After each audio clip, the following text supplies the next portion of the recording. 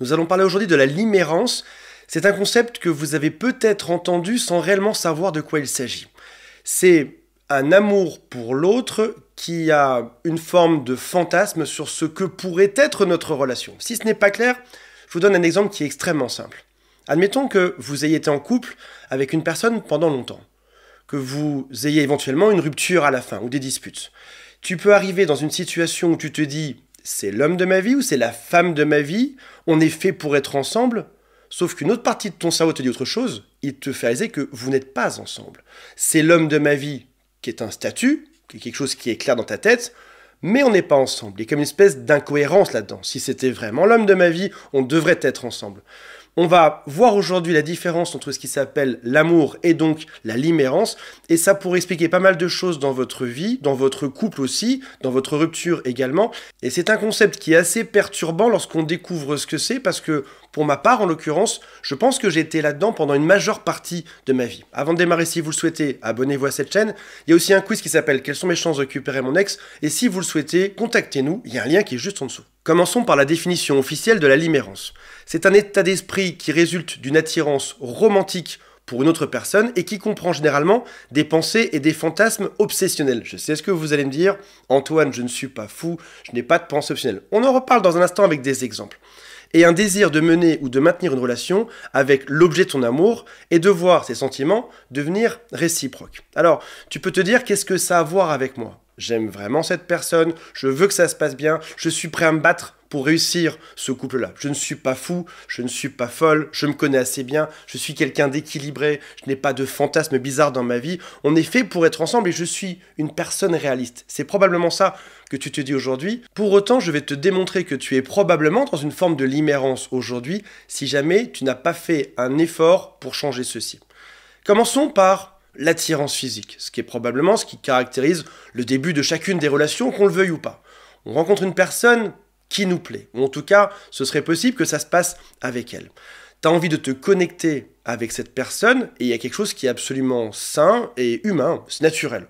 On veut se connecter avec une personne qui nous attire, probablement au début par du physique, après ça par le fait de parler ensemble. Il y a cette alchimie qui fait que ça peut être la personne parfaite pour faire sa vie avec elle. À remarquer que ça pourrait aussi ne pas être du tout la bonne personne. Oui, il y a une attirance physique, et je ne juge personne, il est parfois normal d'avoir une relation intime avec quelqu'un, et après ça découvrir que finalement ce n'est pas la bonne personne. Parce que c'est pas le bon timing, parce que l'autre n'a pas envie, ou parce que finalement on se découvre un petit peu mieux, on découvre qu'on n'est pas si similaire que ça. Sauf que voilà, t'es peut-être pas aussi lucide que ça quand tu rencontres la personne qui pourrait être la bonne. Il y a deux choix, soit ça peut se faire et on pourrait rester ensemble toute notre vie, soit éventuellement ce n'est pas la bonne personne.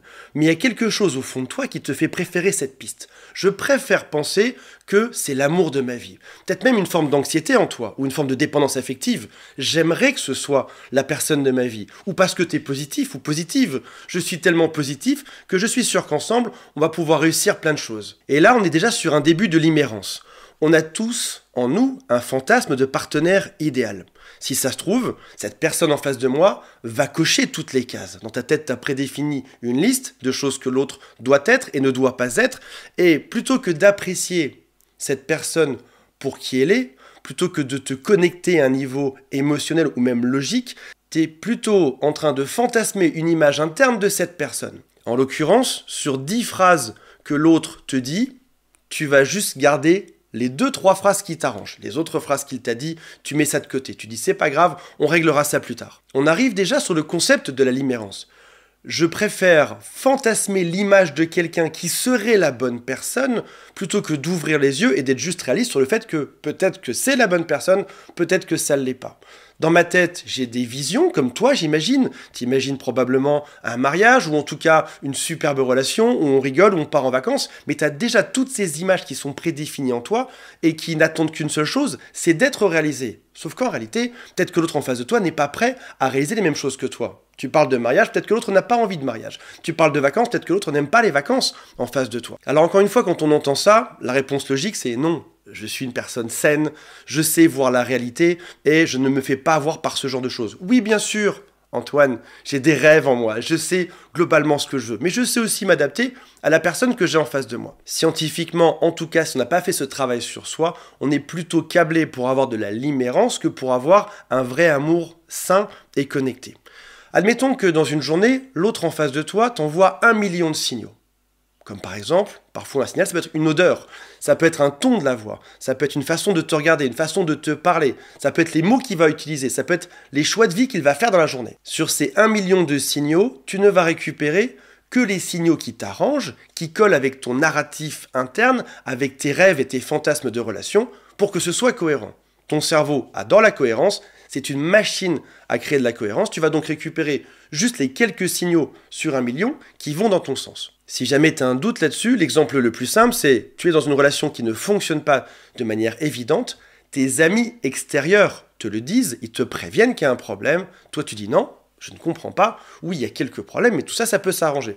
Parce que tu as choisi certains signaux, là où tes amis de l'extérieur voient l'équation de manière beaucoup plus globale, ou en tout cas beaucoup plus neutre. De manière évidente, lundi dernier, vous vous êtes disputés. De manière évidente, il y a 3 semaines de ça, il y avait encore un problème. Pour eux, c'est largement suffisant pour dire que sans se rattacher à un passé qu'ils ne connaissent pas, il y a des émotions qu'ils ne connaissent pas, et aussi sans se rattacher à un futur hypothétique que eux n'ont pas imaginé, s'ils regardent juste l'état dans lequel tu es aujourd'hui, il y a un problème, vous ne devriez pas être ensemble.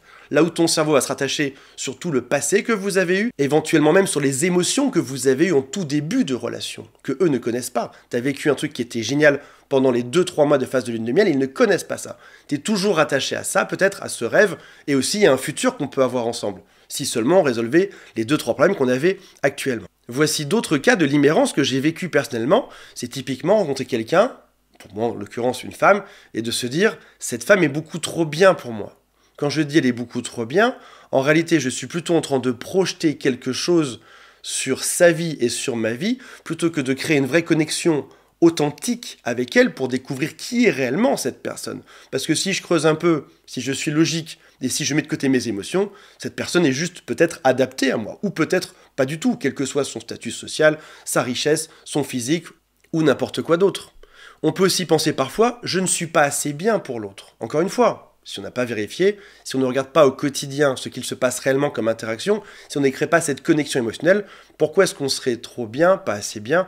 On peut aussi se dire parfois, je dois l'impressionner, je dois me montrer sous un autre jour, pour peut-être encore une fois coller à une espèce de rêve ou de fantasme de vie idéale. Mais là, on n'est plus dans la réalité, on est parti sur un rêve.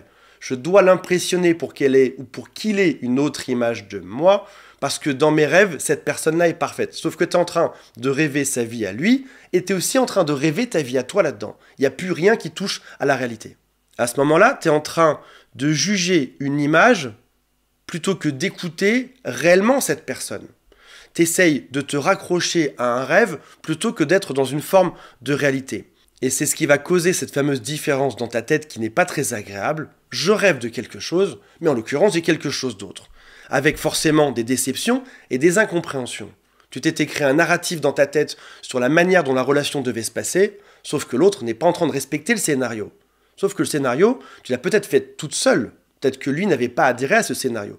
Tu avais juste récupéré les éléments qui te faisaient penser que c'était la personne, le bon acteur, j'ai envie de te dire, par rapport à ce scénario, et tu es en train de résoudre autre chose. Tout d'un coup, tu es déçu, cette personne n'a pas suivi le plan que toi tu avais fait. Peut-être même aussi des incompréhensions. Dans ta tête, en récupérant les quelques signaux par jour qui te faisaient penser quelque chose, tu réalises qu'il y a aussi d'autres signaux qui sont évidents. D'un coup, ça ne matche plus. Entre tes rêves et la réalité, il se passe deux choses qui sont complètement différentes. On peut aussi passer une vie entière sans être réellement amoureux de l'autre, juste être toujours dans cette espèce de même fantasme de relation idéale qui peut venir de nos parents éventuellement, qui peut venir d'un film qu'on a vu ou simplement de nos propres souhaits. C'est-à-dire qu'en gros, je ne crée pas une vraie connexion avec cette personne qui est en face de moi, je ne prends pas le temps de me poser, d'écouter et d'observer la réalité, je suis plutôt sur un scénario de vie et je cherche un nouvel acteur à chaque fois à placer dedans jusqu'à ce que ce soit le bon. Sauf qu'en réalité, à chaque fois, les acteurs se trompent ou les acteurs échouent dans le scénario que j'ai créé. Et c'est ce qui peut mener bien évidemment à une rupture amoureuse. Alors comment faire pour sortir de cette limérance et arriver sur de l'amour profond, sur une vraie connexion authentique avec l'autre? C'est très compliqué. Idéalement, ce qu'il faudrait, ce serait effacer tout le passé qu'on a eu avec cette personne, tout notre passé aussi, éventuellement savoir comprendre nos rêves pour les mettre de côté, se dire oui j'ai ce rêve, mais maintenant je me rattache à la réalité, et puis observer ce qui se passe au quotidien. Je vais te donner plusieurs exemples pour que tu fasses cet exercice à partir d'aujourd'hui. On va revenir au jour le jour, profiter du moment, savoir dire lorsqu'on est heureux de quelque chose sans pour autant projeter sur un scénario. Par exemple, si l'autre a un geste gentil, on peut vite être tenté de se dire s'il est gentil là, il sera gentil toute sa vie. Sauf qu'en réalité non, il a juste été gentil là, maintenant, sur le moment. Il a fait quelque chose pour moi. J'avais le rhume, il m'a offert une soupe. J'avais un problème, je me suis piqué par des moustiques, il m'a ramené de la crème anti-moustique. Et peut-être qu'il l'aurait fait pour tout le monde en réalité. Je ne dois pas interpréter dans ma tête ça comme étant le signe qui le fera toujours. Un autre exemple très classique. On a un premier date, ça se passe très bien. Dans notre tête, les 3 prochains dates vont bien se passer aussi. Les 3 prochains rendez-vous seront géniaux. Et si les 3 prochains se passent bien, dans notre tête, on est parti pour toute la vie. Non, revenons à la réalité. On a juste passé 3 excellents moments ensemble qui pourraient être le signe qu'on est fait pour être ensemble, ou peut-être qu'on découvrira qu'on n'est pas fait pour être ensemble. Encore une fois, c'est pas une version désabusée de l'amour. C'est juste revenir à une forme de réalité pour ne pas s'enflammer et imaginer des choses qui n'existent pas. Par exemple, je passe une très bonne soirée avec l'autre, je peux le remercier. On était au restaurant, c'était chouette.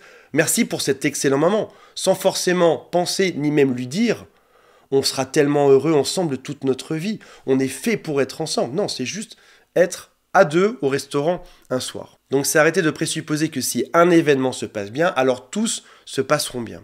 C'est aussi faire attention à la formulation, dans la manière de remercier l'autre ou de montrer qu'on est déçu. On peut par exemple dire merci pour cette soirée au restaurant et s'arrêter à ça, sans forcément partir sur plein d'hypothèses. Ou si jamais ça se passe mal un soir avec notre compagnon, c'est dire voilà, je n'ai pas tellement apprécié cette soirée, sans pour autant dire ça se passera mal tout le restant de notre vie, parce que cette personne ne collerait plus à un scénario. Ça consiste donc à ne plus se raconter d'histoires, à profiter du moment présent, ce qui est extrêmement dur. L'être humain est toujours ancré dans le passé, et dans le futur, on a tendance à oublier le moment présent. Si jamais un soir cette personne t'écoute, tu peux te dire « il m'écoute parce qu'il m'aime ». Sauf qu'en réalité, peut-être qu'il t'écoute juste parce qu'il est coincé là, sur ce canapé avec toi, ou peut-être qu'il aurait fait ça avec n'importe qui d'autre sur Terre. Demande-toi toujours comment est-ce qu'une personne externe analyserait cette situation si jamais elle ne vous connaissait pas, si jamais elle ne connaissait pas le passé que vous avez eu ensemble, si jamais elle ne connaissait pas vos intentions de chacune. On voit 2 personnes sur un canapé en train de parler.